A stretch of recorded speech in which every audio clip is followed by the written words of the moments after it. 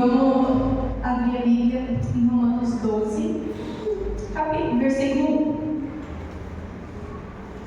Eu gosto muito desse capítulo, sabia? Porque ele fala muito a respeito de como nós devemos agir diante da presença do Senhor, de como realmente o culto racional funciona. E o Senhor tem ministrado muito no meu coração a esse respeito realmente da adoração e de uma adoração consciente. E eu acredito que esse capítulo de Romanos ele fala muito sobre isso. Amém? Portanto, irmãos, exorto-vos pela compaixão de Deus que apresentei o vosso corpo como sacrifício vivo, santo e agradável a Deus, que é o vosso culto racional. E não vos amoldeis ao esquema desse mundo, mas sejais transformados, seja a boa, agradável e perfeita vontade de Deus. Para que experimenteis, né? Qual seja a boa, perfeita e agradável vontade de Deus. Amém, glória a Deus. Quando o Senhor ministrou essa palavra no meu coração, me veio muito a respeito, na verdade é muito a respeito do que o Senhor já tem tratado aqui no meu coração, que é a respeito de consagrar ao Senhor tudo. Só que o Senhor ele falou para mim que o tema da pregação seria aprenda a render a sua vida ao Senhor.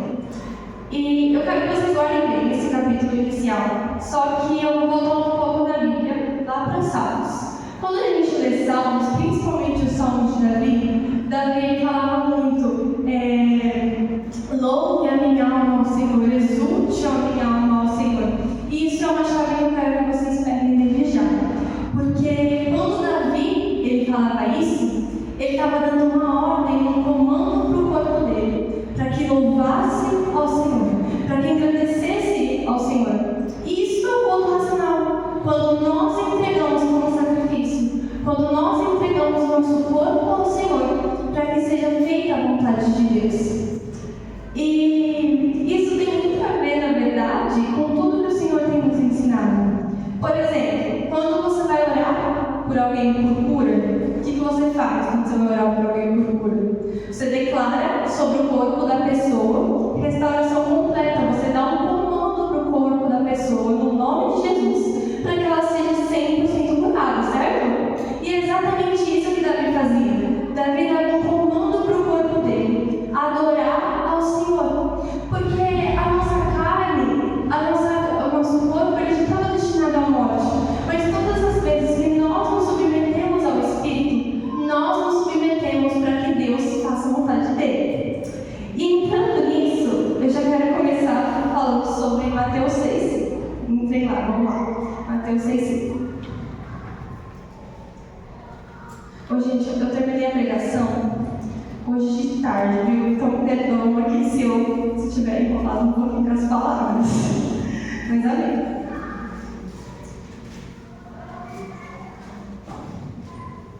É um capítulo bem conhecido, né? Que é sobre o Pai Nosso. Amém?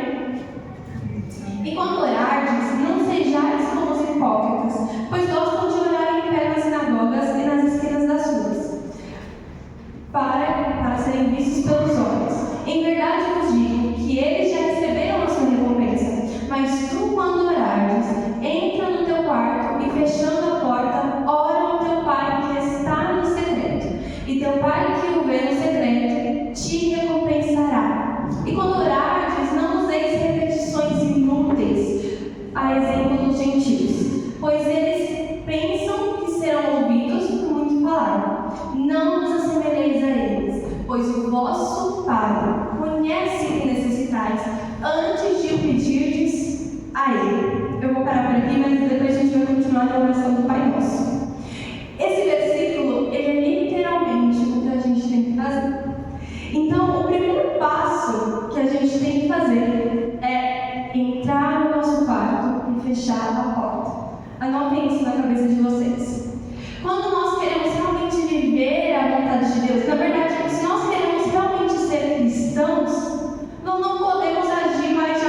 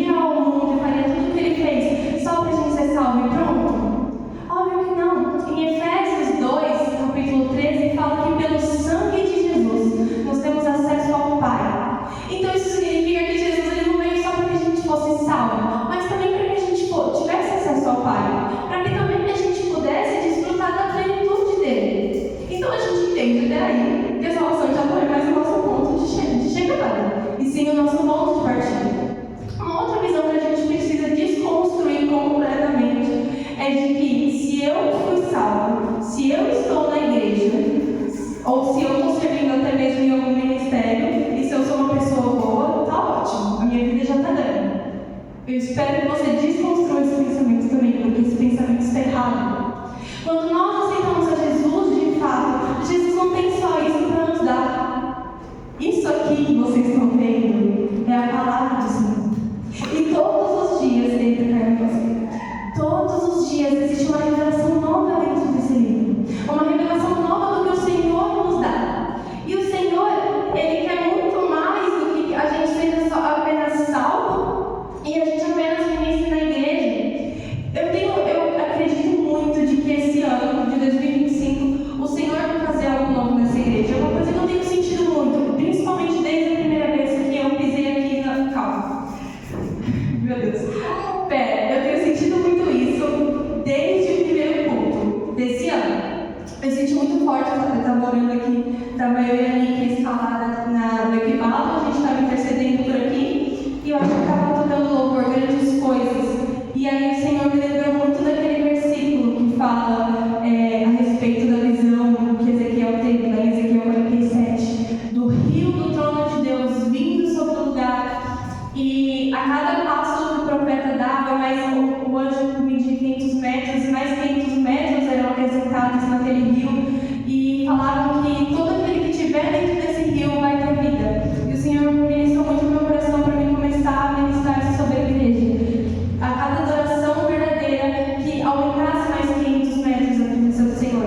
E foi uma coisa que eu senti muito, como se realmente estivesse vindo uma onda do Senhor sobre essa igreja, uma onda de algo novo. Mas uma coisa que o Senhor tem me confrontado muito é de que nós estamos em um lugar muito raso. Inclusive, até uma coisa que eu tenho comentado muito com as meninas da dança: sejam aquelas que buscam a presença do Senhor. E é exatamente isso que Mateus 6 nos ensina: a ser aqueles que buscam a presença do Senhor, mas não de uma maneira rasa.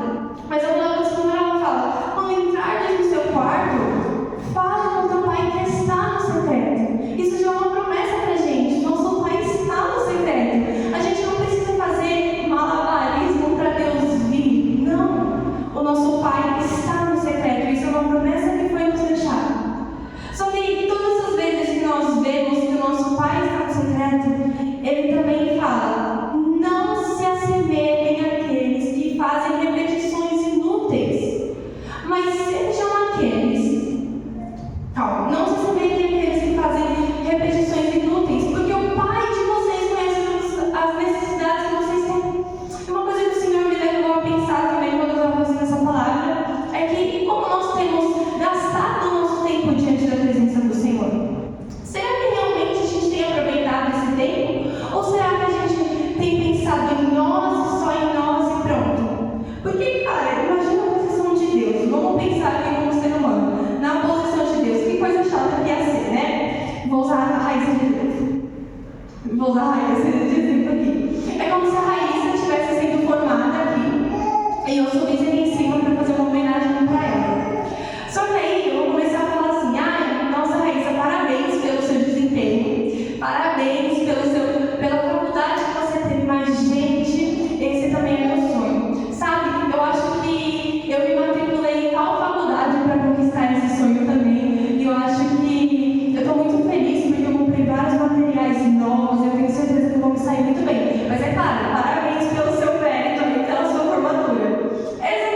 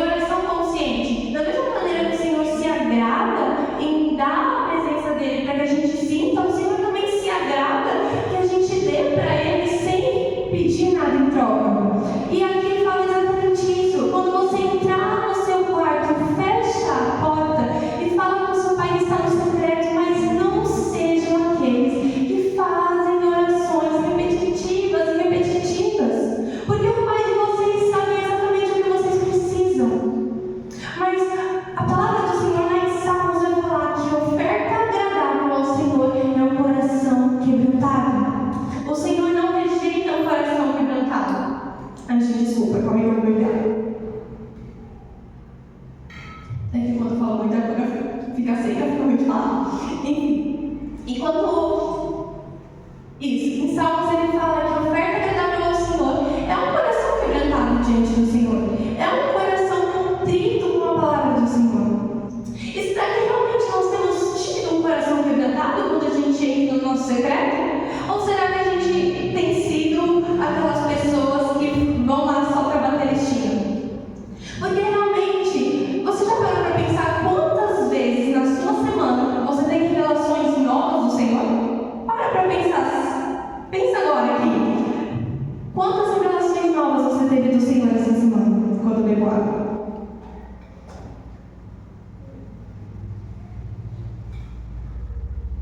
Espero que vocês estejam pensando.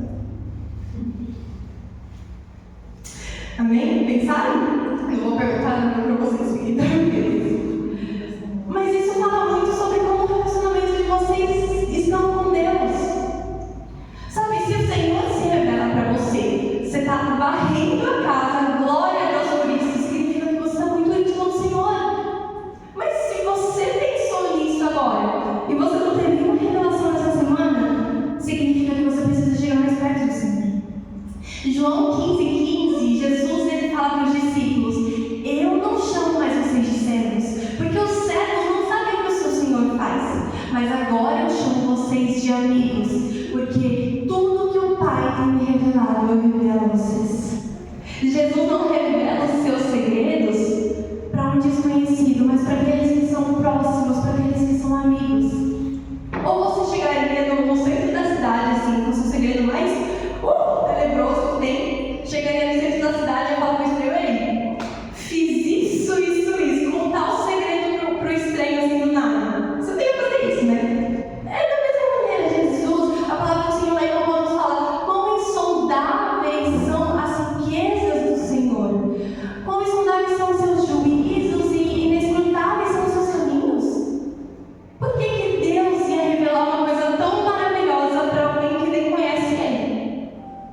Então, o primeiro passo para que a gente realmente se renda ao Senhor Jesus é conhecer ao Senhor, é entrar no nosso secreto com um coração quebrantado. Porque quando nós temos um coração quebrantado, nós não fazemos igual os outros, ai gente, esqueci a palavra aqui,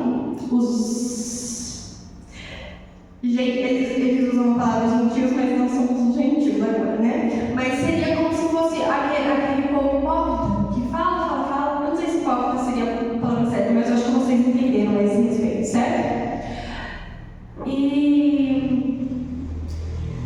Ai gente, eu sempre esqueço as coisas que eu vou falar, a minha mente não funciona assim, ó, rapidona. Aí eu vou falando antes de pensar, e a coisa que eu pensei pra mim falar depois, aí ela acaba. Enfim. Ok, eles falam para nós não fazermos repetições inúteis, mas para nós termos um coração que é quebrantado ao Senhor. E um coração quebrantado ao Senhor seria um coração completamente honesto. Tem uma música que eu gosto. Lembrei que eu ia falar. Não era exatamente sobre isso. Aqui eu quero dar um exemplo para vocês que eu pensei no meu quarto. Talvez seja um exemplo um pouco engraçado que vocês vão fazer comigo. Mas eu quero que vocês não se privem do que vocês vão pensar, tá bom? Apenas façam e, enfim, só façam. A palavra, quando eles falam orações repetitivas, qual que é o problema da oração repetitiva? Primeiro, é que eles falam aqui que só porque eles repetem muito, será que Deus vai ouvi-los? E não, gente, Deus conhece você, então só de você estar falando muito, é como se você chegasse assim em alguém e ia falar: fulano de tal, faz tal coisa pra mim, daqui 2 minutos, fulano de tal, faz tal coisa pra mim, fulano de tal fica irritado, né, gente? Deus já sabe exatamente tudo que você vai fazer, fulano de tal esquece, mas Deus não. Então Deus e seu Pai, Deus sabe exatamente tudo que você faz. Só que as orações repetitivas, o maior problema delas é porque quanto mais você fala, mais elas vão perder o sentido. Talvez ali até a quarta oração, ela vai ter poder ali, porque você vai estar pensando muito no negócio, você vai estar fervoroso e tal, mas depois você vai estar: ai Jesus, de novo. É aquela oração que a gente faz antes de dormir: Senhor Jesus, abençoe o nosso dia, obrigada por hoje, em nome de Jesus, que eu durma bem e amém. Às vezes eu confundo, vou falar a verdade para vocês, às vezes eu confundo, aí na hora de dormir eu falo, Senhor Jesus, abençoa o meu dia. Tudo bem. E entendeu qual que é o problema? A gente vai fazendo oração repetitiva e a gente não raciocina aquilo que a gente está pensando. E por isso que o Senhor fala que a gente precisa ter um coração quebrantado de fazer orações verdadeiras. Mas agora vamos lá, por exemplo. Deixa eu pensar numa palavra aqui. Tá, vou falar reviver porque tá ali. Agora eu quero que todo mundo junto comigo repita várias vezes a palavra reviver. Vamos lá, no 3. É sério, gente, façam isso porque realmente isso tem a ver com o exemplo que eu vou dar. Então vamos lá, no 3, todo mundo repetindo reviver até eu falar para parar, ok? Não parem antes de eu falar para parar. Vai, 1, 2, 3, reviver.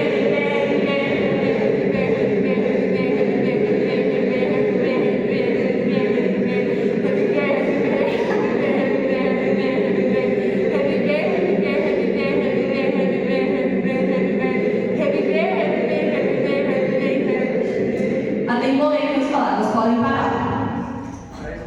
Quem pensou aqui, meu Deus, quando que vai acabar isso? Levanta a mão.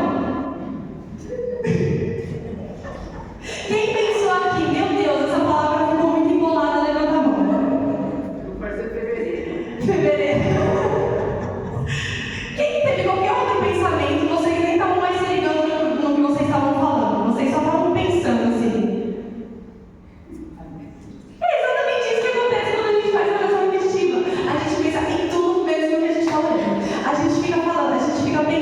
Nossa, será que essa oração não acaba? Porque a gente faz uma oração gigante e fala, nossa, será que essa oração não acaba? Ou a gente fala, nossa, essa palavra aqui é engraçada pra caramba, me lembra tal coisa. Você lembra de um vídeo que você viu há milhares de anos atrás no meio da sua oração. Aí talvez no meio da oração também você fale assim, nossa Jesus, mas eu acho que esqueci de apagar a lâmpada da cozinha. E você começa a pensar em umas coisas nada a ver com a oração. Esse é o problema da oração repetitiva. Só que o Senhor ele nos chama para ter uma oração de coração quebrantado. Segundo ponto, adoração verdadeira. Anotem isso na cabeça de vocês também. Gente, uma dica que eu dou para vocês, venham com o caderninho, isso é muito importante. Ou anotem no bloquinho de notas. Isso é uma coisa que eu comecei a fazer e isso é muito legal porque dá para gravar melhor. Peraí que eu vou começar de novo. Ai, gente, eu vou pegar pra vocês, tão legal. Vamos lá. A segunda pauta, poderia ser, não sei.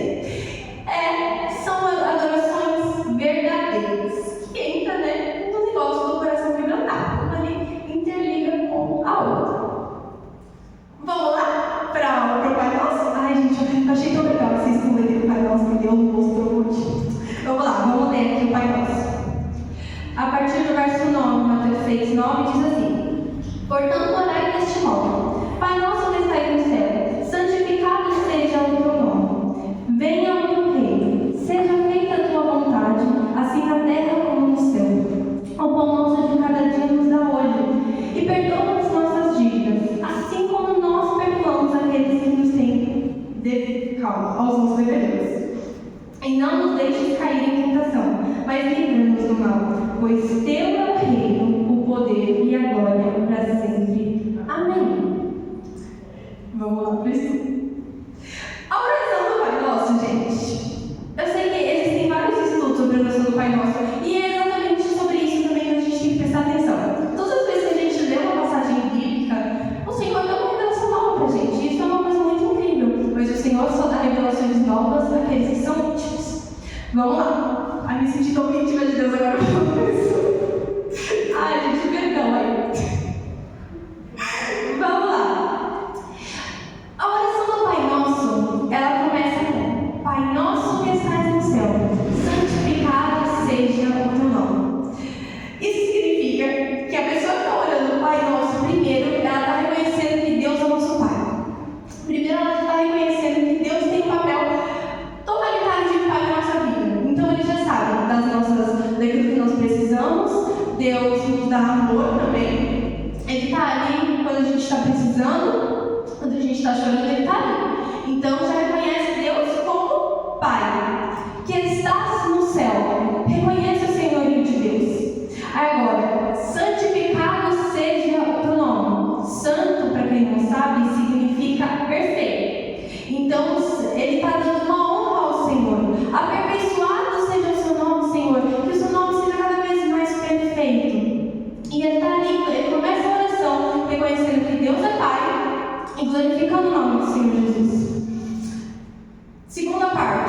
do Pai Nosso. Venha o teu reino, seja feita a tua vontade, assim na terra como no céu.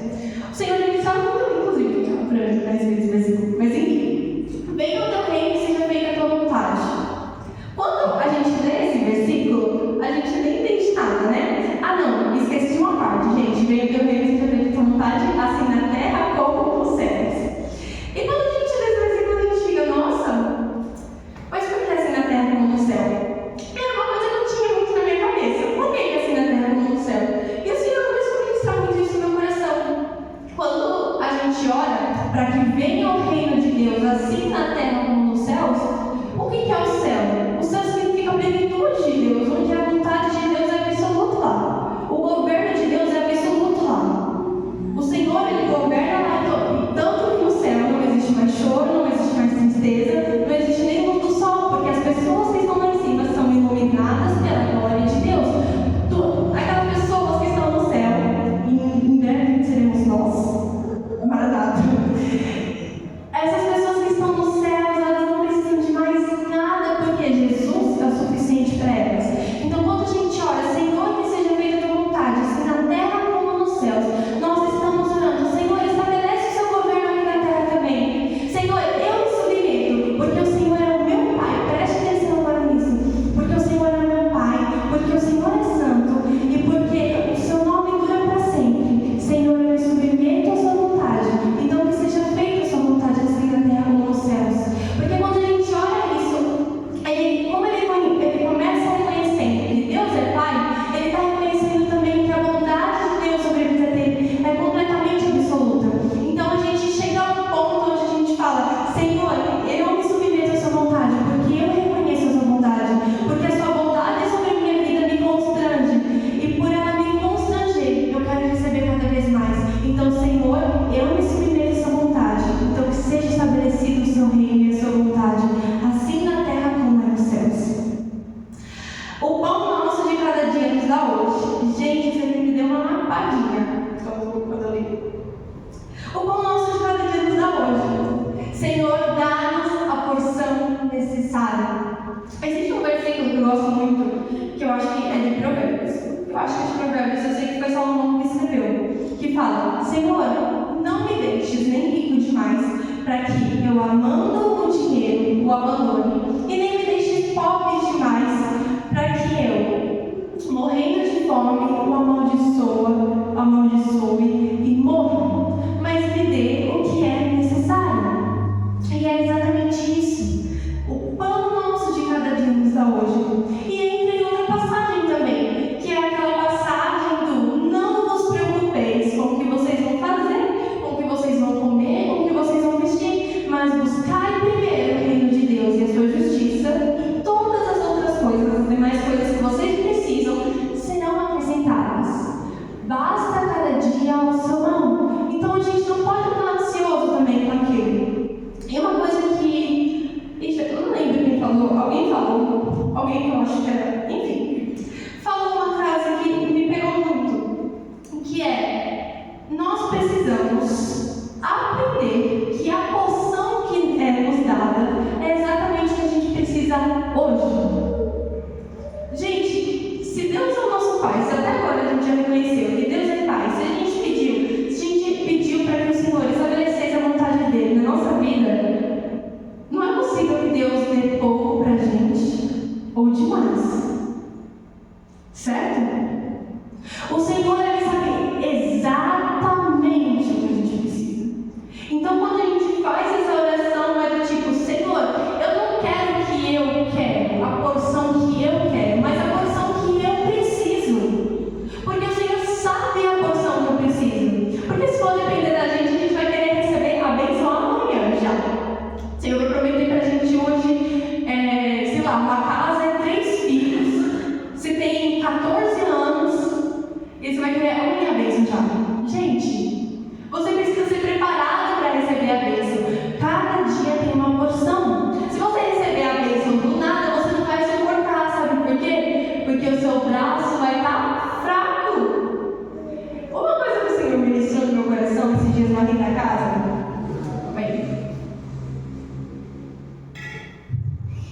Eu estava morrendo na casa e as portas sua maioria, são aquelas sanfonadas. Então, eu acho que quem tem porta sanfonada sabe que quando a porta fica encostada, acumula bastante poeira ali onde fica encostada a porta, certo? E aí eu tava lá varrendo e tal.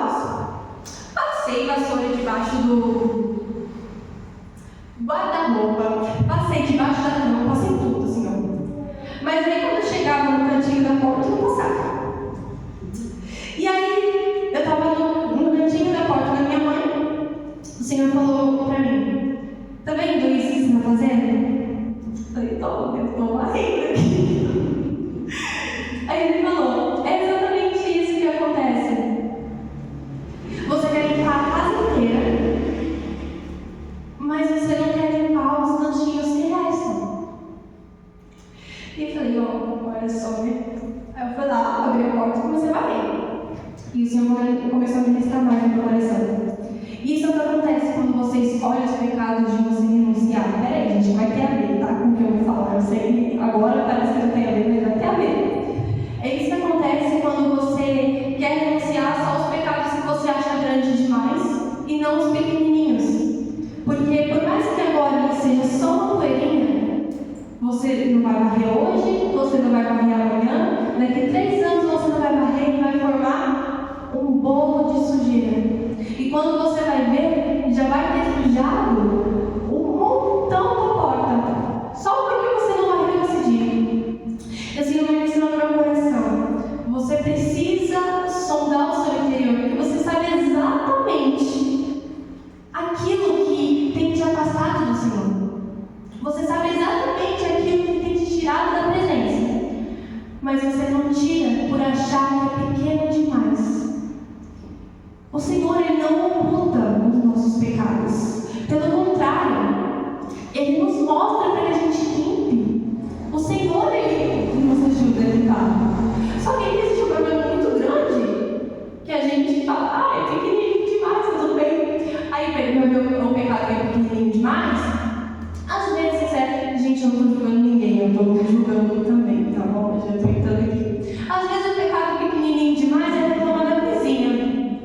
Aí você está reclamando da vizinha hoje, está reclamando da vizinha amanhã, que não sei o que, não sei o que, não sei o que lá. Aí a vizinha descobre que você está reclamando dela, fica brava com você. Vai ter um dia que você vai precisar da ajuda da vizinha. E aí, como você vai chegar na vizinha?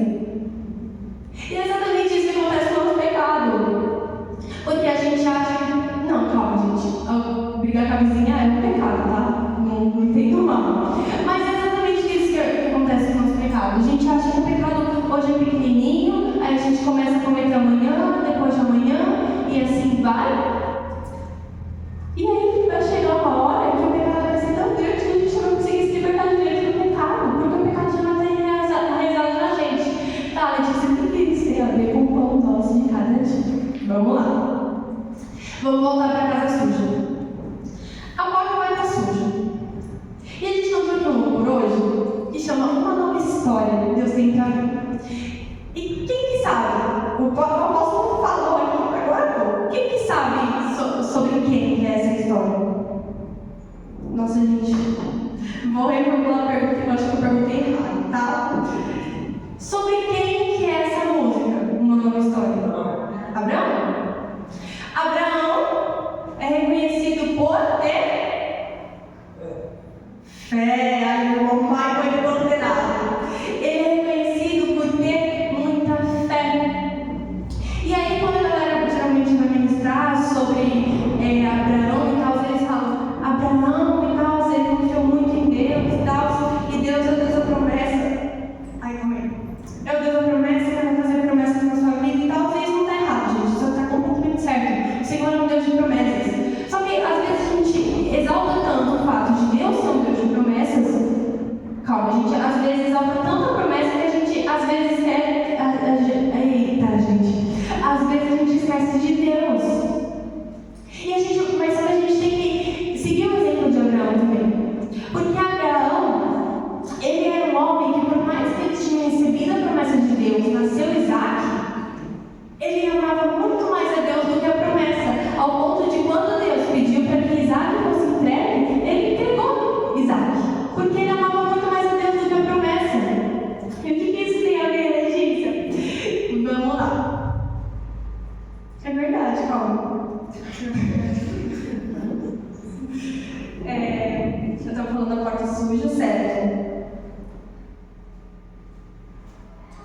Ai, gente, vou fazer uma intercessão aqui pela vida da irmã, enfim, vamos fluir.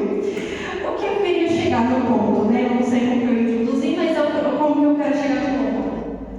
Lembrei. Às vezes, o que a gente acontece? A gente fica tão enraizado na cabeça, tipo assim, eu vou receber tal promessa, quando chegar tal promessa eu vou mudar. Não, quando o meu emprego chegar eu vou mudar. Quando o fulano de tal me pedir desculpa eu vou mudar. Porque às vezes a gente esquece que antes de mudar isso, a gente precisa mudar dentro de nós. E é exatamente isso. Às vezes a gente olha para o cantinho ali, ó, da porta, fala assim, eu vou me limpar daqui 3 meses, eu vou comprar uma porta nova e eu boto a porta nova. E aí, sua casa vai ficar suja até a porta nova chegar? Sua casa tem que ficar limpa quando a porta nova chegar. Sabe por quê? Porque 3 meses a sujeira vai acumular. E vai acumular tanto que vai chegar num ponto de que quando a porta nova chegar, você vai ter que se matar de limpar o negócio para botar a porta nova. E sabe o que acontece quando algo novo é colocado numa casa suja, num lugar sujo? Apodrece. Não adianta a gente querer a promessa que está a longa distância que o Senhor nos prometeu agora, se a gente não for aquele que se contenta com o pão de cada dia. Quando o Senhor nos dá o pão de cada dia, porque Ele sabe exatamente o que a gente precisa. Então para de querer ser aquele que se acha já superior e maduro e começa a ser aquele que reconhece ao Senhor e se submete àquilo que o Senhor está te dando. Sabe, porque às vezes a gente... Isso o Senhor ministrou muito no meu coração também. Por exemplo, eu vou dar um exemplo porque o meu chamado é missionário. Eu recebi muitas promessas de que eu vou para as nações. Só que, será mesmo que se eu só vou começar o meu propósito lá nas nações? Óbvio que não. Para mim chegar lá nas nações, eu primeiro preciso começar aonde eu estou inserida. Não adianta você querer chegar na terra prometida adorando Baal, adorando os outros deuses. Você vai chegar na terra prometida completamente corrompido. Você precisa chegar na terra prometida como Deus que te prometeu, sabendo que Deus é muito superior àquela promessa que foi te dada. A palavra do Senhor lá em Hebreus 11, ele vai contar muito a respeito dos heróis da fé. E ele vai dizer lá no verso 39, e todos eles, embora recebendo bom testemunho pela fé, não obtiveram a promessa, visto que Deus havia providenciado algo melhor a nosso respeito, para que sem nós eles não fossem aperfeiçoados. Isso significa que talvez a gente não esteja aí chegando a longo prazo como Deus enxerga. A gente vê um micro, mas Deus vê o macro, gente, pelo amor de Deus. Toda vez que eu falo essa palavra, eu lembro de uma imagem. Um dia eu vou trazer essa imagem aqui, que é de uma criancinha segurando um ursinho assim. E aí Deus pedindo pra criancinha dar o ursinho, e atrás ele tá com o ursão. Só que a criança não quer dar o ursinho. Ela vai dar o ursão, mas ela não quer dar o ursinho por quê? Porque ela não tá vendo o ursão. Vocês deu pra entender. Mas às vezes a gente não quer entregar algo a curta distância, sendo que o Senhor tem algo muito maior pra gente a longa distância. Às vezes a gente não quer receber o nosso pão de cada dia, porque na nossa cabeça é pouco, mas não é. Deus é seu Pai e Ele nunca vai te dar pouco. Vamos lá para a próxima parte, que senão vai lascar. Vamos lá. Não, essa parte eu não falei. Perdoa as nossas dívidas, assim como também temos perdoado aos nossos devedores. Isso é muito lindo, essa parte. Ela vai entrar em outras partes também. Mas até agora o que a gente reconheceu? A gente reconheceu que Deus é nosso Pai. A gente reconheceu que o nome de Deus é santo. Calma aí, gente, vai ter a ver com a palavra. Né? Eu sei que até agora não está parecendo que tem a ver com a palavra, mas vai ter a ver. A gente está reconhecendo que o nome de Deus é santo. A gente está reconhecendo que a vontade de Deus é boa, então a gente está se rendendo à vontade de Deus, porque o amor e a vontade de Deus nos constrangeu. Então nos constrangeu de tal forma ao ponto de nós nos rendermos ao Senhor. Nós entendemos que o Senhor é o nosso Pai e é Pai o suficiente para nos dar tudo aquilo que nós precisamos. E por causa de nós termos entendido a vontade de Deus, nós temos sido constrangidos com a vontade de Deus. E tendo recebido uma porção que é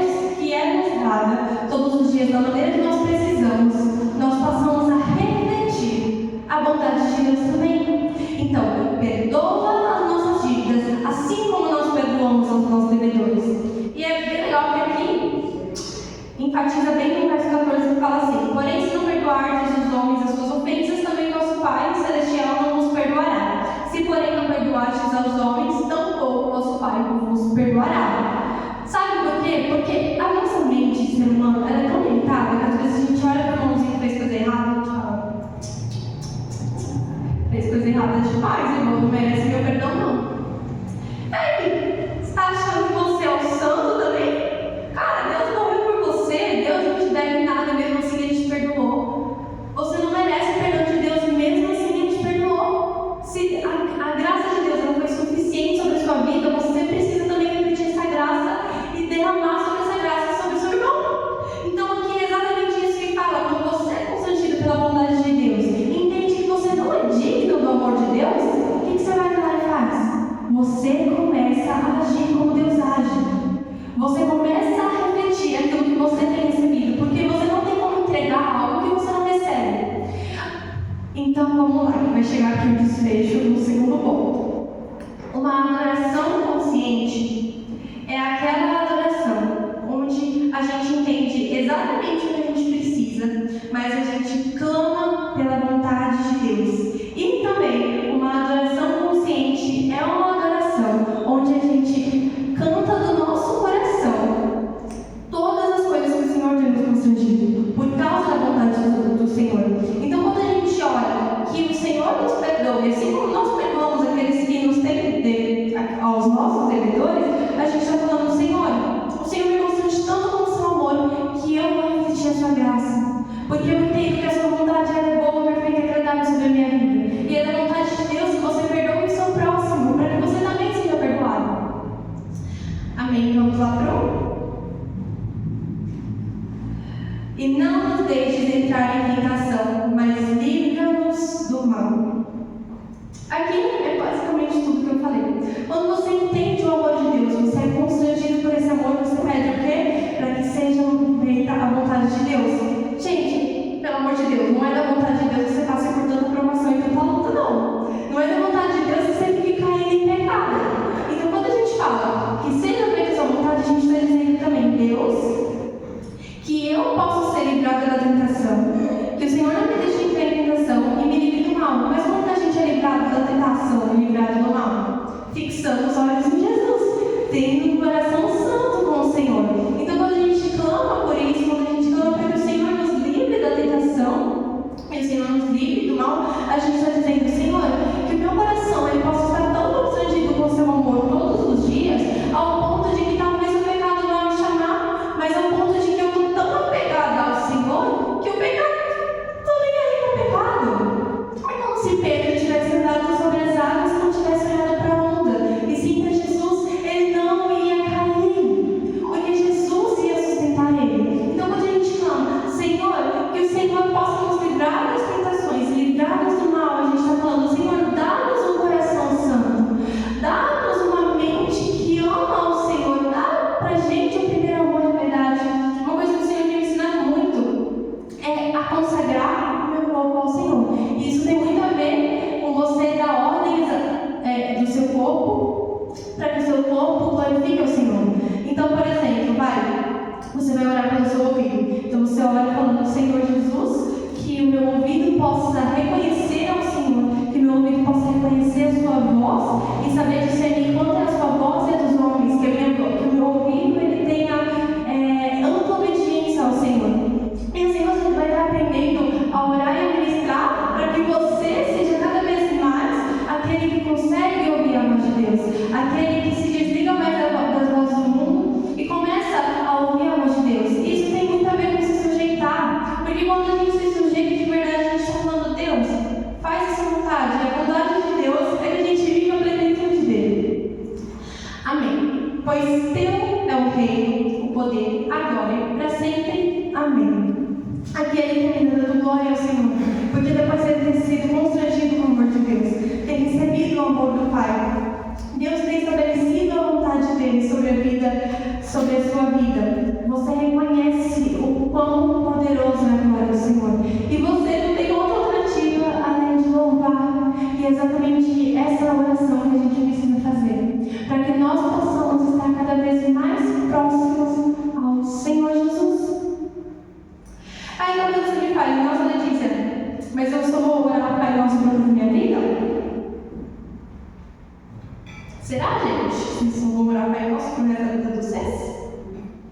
senão vai enjoar, vocês vão cansar também.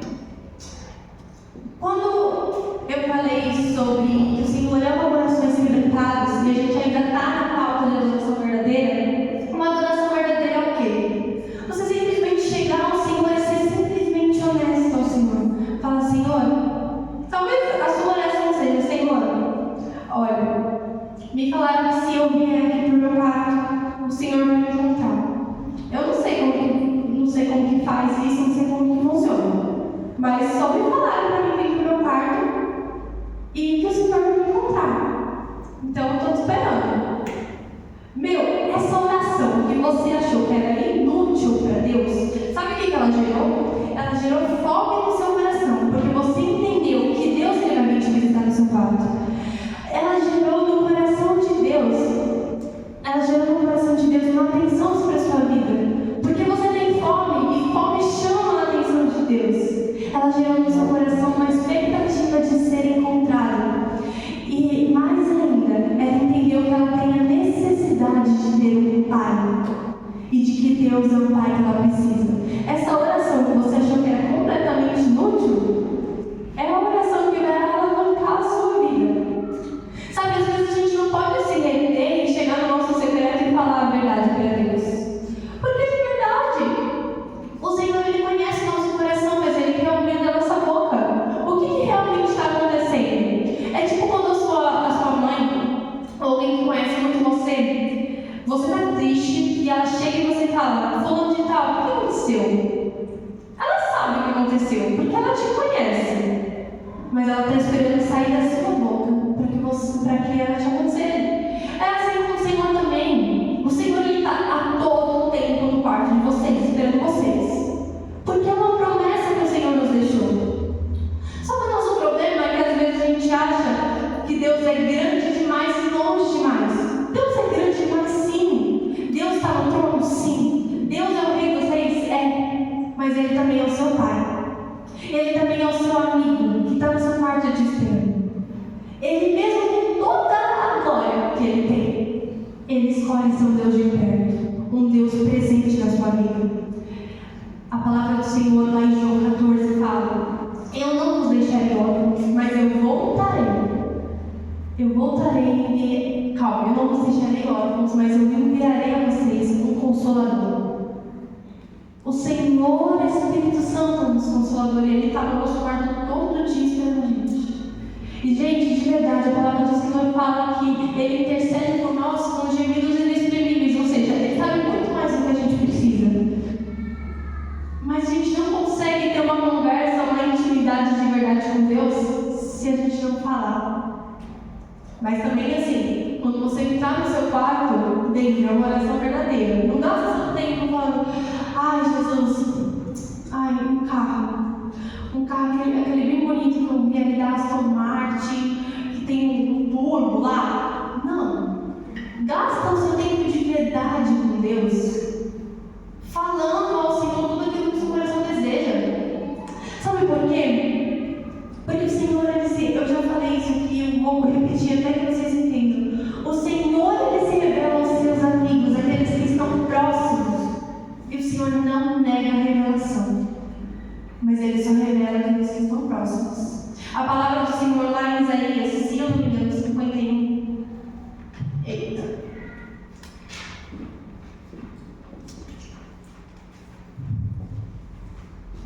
É 51? Acho que não é 51, não. Eita, gente, acho que é 55. Calma, vamos lá. 55. Ó vós todos que tendes sede, vinde das águas.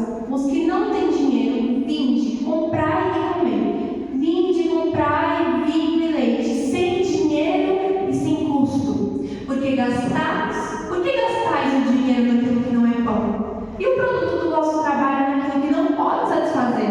Ouve-me atentamente, comei o que é bom e declinai-vos com finas refeições. Inclinai os ouvidos e vinde a mim. Ouvi a vossa alma